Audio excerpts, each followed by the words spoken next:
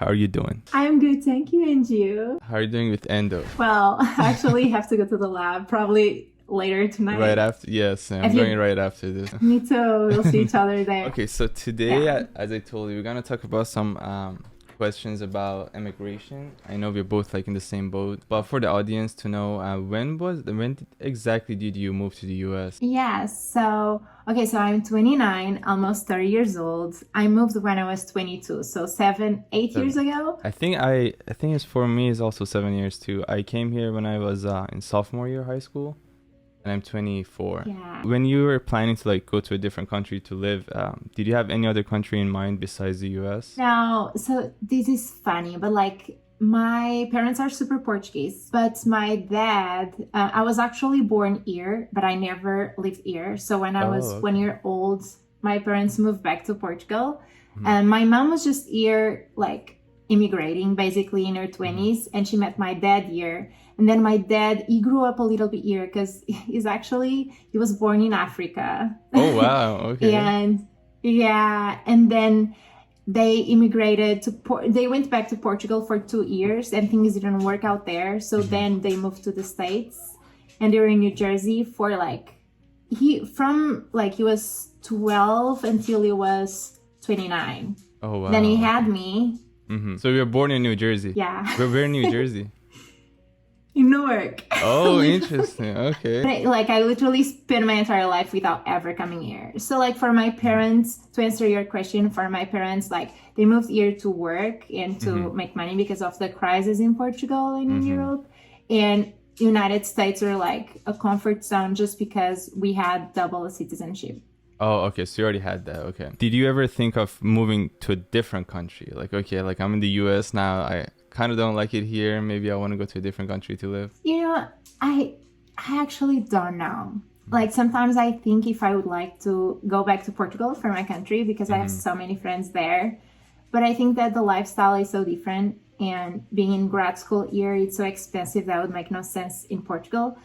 But to another country, honestly, I don't know. It's kind of like scary restarting all over again. Exactly, yeah. And the school is so expensive that for me to pay my loans here, I kind of have to be a dentist. You have to work, at least for a few years. Yeah. Actually, my next question was about the culture shock. When you came here, like you said, you were 22, right? After a while, when you came back to the US, did you feel a culture shock? Yes, a lot. Interesting, because for me, because when I came to the US, it was very different. And I thought maybe since you're like in Europe, it might be more similar, like the US and like Portugal.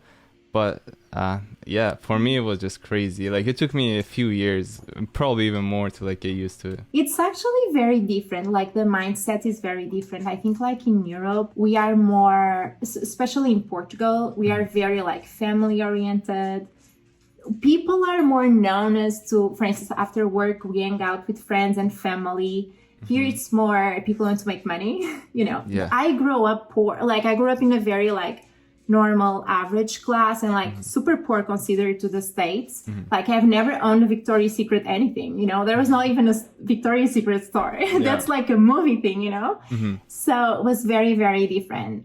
And yeah, so even like just the fact that I was brunette, let's say, and a little bit more tan, I've even here when I would go to a festival with like white friends and stuff like that, it was definitely like I felt the difference in really? Even my accent. And like I always it was very different. It was a huge even like people owning guns at home. At first I was like, oh my god, that is a huge shock. That is like probably the biggest shock you experience when it comes to the US. So how long did it take you to get used to the language? So that's actually funny. We have English in Portugal in the education system, but I was very bad. Like it was literally my worst grade ever. So 7 years ago, almost 8 years ago, when I moved here, I was already in engineering school back in Portugal, in a college doing engineering there. So when I moved here, I kind of like didn't finish there. Moved here, went to community college. And that's where I had like the ESL classes. And it's funny because to enter community college, you need to pass English test, and I failed my first one. TOEFL? Is I that could TOEFL? not. Yeah. Oh yes, my God, I didn't know something like that. that. It's one of those. Okay. Yeah, and I failed my first one, and then I had 30 days to repeat. And I remember my dad like, have you been studying? Like, you need to go to community college to learn English. You gotta pass the exam. Yeah. So then I took it, and I started on this. There's like 3 levels, and somehow I jumped for the 2nd level. So then I did 1 year of community college. Ooh, I have one doggy coming to my lap. Hello, what's his name or her name? She's Oakley. Hi, Oakley. Yeah. So, took you a few years to like get you say like a few years maybe for the language? Yes, actually, I actually think I learned English very fast because like I knew some basics like the colors. I knew how to say I don't know how to speak English, and people would be like, "Oh my God, no, you know," and I'm like, "That's all." Yeah. But no, it took me a few years because I did community college. Like first semester was just ESL classes, and then second semester I took composition 1, and over the summer I took composition 2. But at the same time, I took like history, I took physics. And I could not speak in class, you know, I'm an outgoing person and I usually speak, but yeah, I could just like hear, and I start to understand a bunch. Like I remember my history class, I would not understand anything. But then it's next year, the next fall, I start college at UF, University of Florida, my chemical engineering degree. And things just start, like I start understanding, like was a click. Yeah, you know? Same. It's like when I was in high school, like I was like learning very slow. But when I went to UMass Amherst from college, I learned super fast. I mean, like then the few years, like the 4 years, and I think it's because like you literally live in the like with people in like in the community in like the dorms, and like you get the language faster. But yeah, I think for me like one of the biggest obstacles when I came was the language too, because as you said, like you have to know the language, but it's not only that, you have to know the language to be able to pass your other classes, your physics class, your chemistry class, your history class, and to be able to like it's true. digest all of that is very hard, and like at first. And the amount of effort that we have to put to learn material.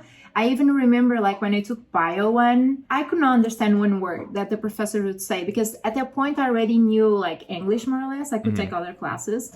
But different accents and people speaking really fast, like I could not understand the class. So I would have to go home and actually read a book, whatever, to see what they were talking about in class. Translate word by word, Yeah, until one day just click better. Yeah, definitely. And it's weird, like I don't understand this, but like some of my friends in Iran, they go to like countries like Germany or like France, and they have zero exposure to the language. Like English, you know some of the basics, even if you don't know the language. But if you go to like Germany, you want to start like studying in a college there, I don't know how you can pass your classes, to be honest. It's like a completely different thing. That's crazy. Yeah.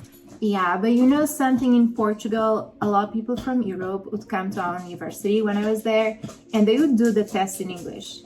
So they would adjust that makes for more them. Sense. Okay. Yeah. So I hope in Germany they would do the same. Yeah, that should be because it's very. I don't know. It takes a few years to just know the language before you start taking classes. Yeah. So when you came here, I know you said like you were already a citizen here, but like, did you come here by your own or like with your family? Yeah. So my parents came first. They moved here basically 10 years ago, and I moved almost 8 years ago. So my dad came first.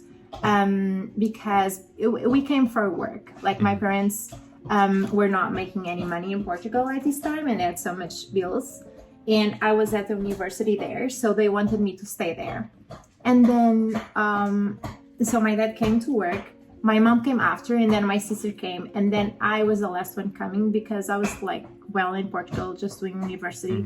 It's cheaper there, so they wanted me to finish there.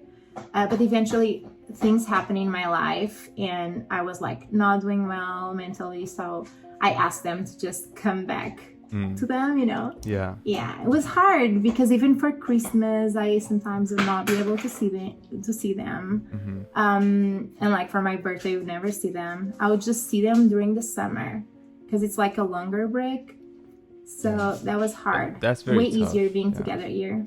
Yeah, that's something that I think all of us experience when you go to a different country. but you were like a opposite, situation, because you were in Portugal, they were here, so like it was opposite of what I experienced. But you still feel like the same feelings. But so when you came here, it was just your whole family, right? Yeah, so my dad and mom and my sister. Okay. They had already been here for like 2 years. So things got better. So that was easier. Yeah. Yeah, like I literally joined my sister friends group. Oh, perfect. From our high school. Nice. Yeah, like I didn't know anyone. Mm-hmm. Oh, wait, this girl is like around the mic. But I didn't know anyone. And literally I became friends with her friends, Easy. So that was like good. Yeah. I'm kind of antisocial. She likes to do more the friends for me, so it was perfect. So how often do you visit Portugal? Well, for the past 7, almost 8 years, I've only been there once. Oh, wow. It's actually way harder. Yeah, it's sad. My sister has been able to be there more times because she went to work instead of doing grad school. But I was there 2 summers ago. Like my first 6 years, I stayed in the United States because it's expensive. And then I was always studying. And during the summer, I would still be in school, take the summer to take courses. So yeah, it's kind of sad. And you? So I used to go almost every summer when I was in high school.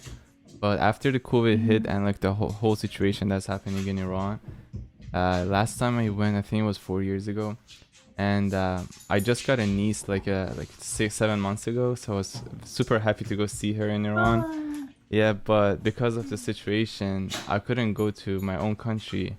Like we had to go to Turkey, another country, like be able to like visit my family. To see them, which is very sad. Like I had to ask my grandparents to go there too, because like I wanted to see them, but I couldn't go to Iran. So I hope things get better. So but like even like before, like if you asked me this question, like would you go back to Iran to like practice when you graduate, I would say yes. If you asked me like 4 or 5 years ago. But right now, I would probably say no. One of them is because of the financial thing that you just said, all of these loans. But second, like, you have to make sure you're living in a safe environment. And, like, I think it's going to take a few years or more to hopefully we see, like, a better situation in Iran. Yeah, and I feel like there's a reason why our parents moved here or, like, gave us the opportunity to move here. Absolutely. And, yeah, like, I love Portugal, and I want to, like, if I can, like, not being there as many times as I would like to, like that's something that I don't want for my future. But maybe living there is not ideal, like to raise a family, at least from my mindset now. But do you think if things get better in Portugal, let's say in 10 years, would you consider going back, or do you consider Portugal as home or here as home? I consider Portugal as home, but I think I kind of lost a place to be home for me. Like I don't consider anything. When actually people ask me where I'm from, I don't know what to answer because I grew up there. Then my parents live in Florida. I live in Massachusetts in Boston. It's like, I don't really know. I think home is where my family is, like my parents and my sister.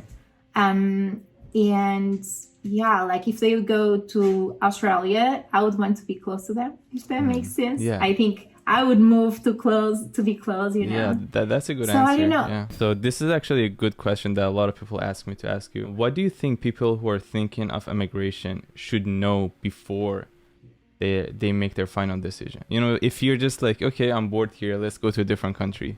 There should be some goals and like some, plans. And what do you think is enough to be like, okay, I'm done here, I have to go to a different country? Okay, so I think first of all, knowing what are the reasons for you to go, because your reasons give you the motivation to do it. So because it's very hard to be far from your family. So if your reasons are to go to school, it's temporary, so that gives you the motivation. If you want to go to work and actually move forever, you have to like accept the fact you won't be seeing your family as much. So be prepared for that because it's actually hard. Like actually I'm turning, my birthday is going to be next week. And I had a dream because I'm like planning who I'm going to invite. And I had a dream of me telling my cousin I was going to invite him, because I've been thinking like, I don't have people in Boston to invite, you know, I don't know anyone, and I'm trying to have 15 people to invite him. Like, I don't know if I know 15 people that, you know. And I had a dream with my cousin, me inviting my cousin, and my cousin was like, yeah, of course I'm coming, whatever. And I woke up and I was like, no, he's not coming, because he lives in Portugal. So like, you can't make yourself going to weddings most of the times, or like important dates. Yeah. So the mindset of that, accepting that, to be ready. But besides, if you are okay with that, that's a very hard thing to do. Mm-hmm. But if you're okay with that, knowing where you're going, the city you're going to, having goals, money as well. Yeah, when you have the goals, you know where you're pursuing and motivated to find. So you go find the job that you need, or you know. But a lot of people, I feel that they give up because they were not ready for the separation between the family and. That's a big thing to talk about too, because like there's a big failure in immigration. Like a lot of people go to a country, they can't stand like the homesickness, or they can't stand the loneliness, the racism they face, and they go back, and like instead of making their life better, it makes it worse. And that's something that like people have to know before they make their decision. Yeah, it's definitely, I think it's one of the hardest things. Yeah, you have to be ready to like make sacrifices, I think, for, as you said, like big events that you're gonna miss. Be like, oh, I know I'm gonna miss it, but like it's for a better future. Yeah, exactly. I literally have been missing all weddings, because I just cannot take like a weekend off, you know. And then it's not only the time, but it's also the money, you know, like especially in grad school. It's sad.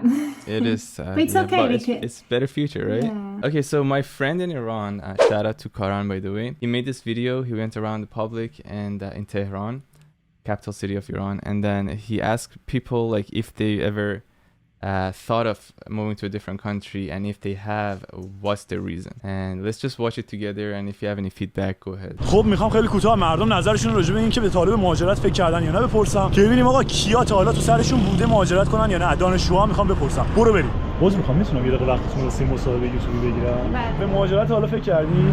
آره خیلی زیاد میشه. مهاجرت که خودم الان مهاجرم دیگه. مهاجرت کردین شما؟ مهاجر اومدم الان. مهاجرت طالبش فکر کردین؟ نه؟ بله. اصلا میشه تو ایران زندگی کنی و به مهاجرت فکر نکنی؟ شاید آره. فکر کردم ولی نشدنیه. چه کشوری بیشتر مثلا؟ ژاپن. کلا جای سردی رو بیشتر دوست دارم، مثل سوئد. من 10 سال پیش از ایران رفتم، 10 سال و چندین کشور رو عوض کردم، موفق شدم پاس یک کشوری رو بگیرم. اون کشور الان جنگ شده، من مجبور شدم اومدم اینجا، چون پاس یعنی بدشانسی دارم. درسته. کجا؟ روسیه. با برنامه اگه باشه مهاجرتت خوبه. به چه کشوری بیشتر فکر کردی؟ ولایت هم آمریکا و اروپا. کانادا تورنتو در آبیه خیلی سرراسته. کانادا میتونه باشه. من همیشه دوست داشتم برم آمریکا، ولی اقدامی هم کردی واسه مهاجرت؟ اقدام آره، یه دونه صفحه مهاجرتی فالو کردم. در حد بضاعت هم دیگه یه فیز مهاجرت فالو کردم. هدفت از مهاجرت چی بوده؟ چرا؟ اینجا هیچی نداره. که صرفا برم اونور، خب هم آینده هم از نظر تحصیل کلا اونور واسه رشته‌ام هم خوبه. اینجا دانشجویی؟ بله. زندگی بهتر، تحصیل. مثلا بری برای اینکه تحصیلتو بکنی بعد تحصیل تموم بشه برمیگردی؟ بستگی داره، باید ببینم چی میشه. ولی احتمالاً نه. یه تجربه اینو داشتین که کسایی که واسهتون خیلی مهمن مهاجرت کنن و از دستشون بدین؟ آره شده، ولی اونقدر صمیمی نبودیم با هم. یعنی خیلی از این قضیه اذیت نشدین؟ من تجربهشو داشتم. ما به 3 سالم رفت کانادا سر اون دیگه نفرستم. یه سال دوست دختر داریم، یه سالش انگلیس زندگی می‌کنه. فکر می‌کنی سختی‌هاش چیه واسه مهاجرت تا الان؟ یکی همین دوری از خانواده است. اون یکیش هم خب تو میری توی کشور غریب و خب کلا خیلی اوضاع کم سخته واسه، خیلی تحت فشاری. بیشتر تنهایی. آره دقیقاً. چه سختی‌هایی داشته تا الان واسه توی که تو مسیرش هستی؟ دوری از خانواده فکر کنم مهمترینشه. دلت تنگ میشه واسه کوچیک‌ترین چیزایی که فکرش هم نمی‌کرد. یکی میگفت واسه حتی چیزی که خوب نبود و خوشمزه نبود، مثلا جالب نبود هم دلت تنگ میشه. دوستشون نداری هم دلت تنگ میشه. خب دمت گرم تا اینجا نگاه کردی. برمیگردیم دیگه پیش یزدان. از من فعلا خدافظ. چاکس. That's so true. So many things that they said. I love the very end. The guy said like you even miss things that you didn't even like before you left the country, and that's true. It's true. Yeah. And you know something, I don't see my best friend for the past 8 years since I moved here, because she also immigrated. She immigrated to England, so she lives in London. So the one time I went to Portugal, she wasn't there, and I couldn't go to England. Yeah, it's been 8 years we now? text. Yeah, she's like my best friend. Yeah. When I was in middle school, my brother went to the UK for like college, and then he stayed there. And then I think that was the first time I experienced like, you know, my family getting separated. And I see what people are talking about in the video, like, and it's funny because almost everyone in the video said that like their primary goal is to leave the country for education purposes. And we were just talking, and like it's funny that like how most of the immigrant families, when you ask their kids like, oh, so what are you doing right now, it's either like an engineer or a doctor or a dentist, you know, or a professor, PhD student, you know. And I want to ask you, why is that? So I actually think there's like this immigrant syndrome that like literally my parents, so I was telling you this before, but my mom is a housekeeper. My dad works as a handyman, even though my dad is an engineer. But like it's the mindset. They're very like, they work really, really hard. And they literally taught my sister and I that we had through education to kind of flip our life. There's not much luck in it. So I think that's why like both my sister and I are both engineers. And I was not content with that. And like I'm in dental school. And I think it's these, and even one of my best friends from college, she's a mechanical engineer, and she's doing her PhD at Georgia Tech. She's literally, like, she had her master's paid by NASA, and she's Cuban, you know? It's like, I think our parents tell us so much that the way to, like, change our lives is through education. Keep studying. Yeah. And we do it, you know? We do it, but also I think there's another reason. Like when you live in the US, you see how many different paths you can go to make money, and you don't even have to study much, right? You just have to be smart and just follow your dreams. But in like other countries, especially in Iran, it's like a third world country, you either have to be a doctor or an engineer, or you're gonna be poor. So it's like a traditional way of guaranteeing that you're gonna have a future, right? But like here, if you're let's just start with YouTube. If you're successful YouTuber, if you're a successful handyman, if you're a successful anything, you are gonna make enough money to like have your family happy. But like I think it's just a tradition. True. Exactly. So it's like a traditional way of, if you're not a doctor, I don't know if you're gonna be a successful person in the future. Yeah.